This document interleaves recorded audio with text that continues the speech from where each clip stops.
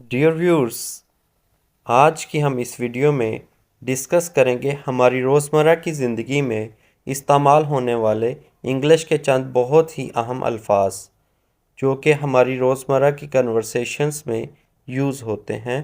तो आइए इनको सीखते हैं और इनको याद करते हैं। So first of all the word is moocher. Moocher, moocher, मुफ्तखोर, यानी कि एक ऐसा शख्स जो बगैर पैसे खर्च किए हुए दूसरों की पॉकेट से खाता है, उसे मूचर कहते हैं। इसको इंग्लिश में कैचर भी कहते हैं। कैचर, मूचर, मुफ्तखोर। नेक्स्ट वर्ड है लेंट।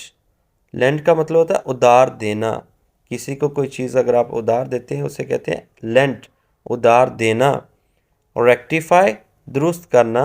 डू करेक्ट, किसी चीज़ की करेक्शन करना रेक्टिफाई कहलाता है, दुरुस्त करना। ट्रीटमेंट, इलाज। ट्रीटमेंट, इलाज।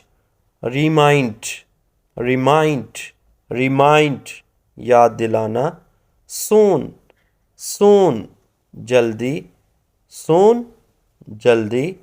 माइग्रेट, माइग्रेट, माइग्रेट, हिजरत करना, यानी एक जगह से किसी दूसरी जगह मूव कर जाना, उसे माइग्रेट कहते हैं। बारो, बारो, उधार लेना। उधार देना लेंट और उधार लेना बारो। बीसीच, बीसीच का मतलब होता है इल्तिजा करना। बीसीच, बीसीच का मतलब होता है इल्तिजा करना।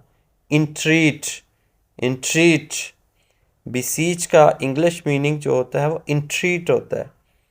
नेक्स्ट वर्ड है हमारे पास फ्रीडम। फ्रीडम, फ्रीडम, आज़ादी। फ्रीडम, आज़ादी। एंगर, एंगर मीन गुस्सा। एंगर, गुस्सा।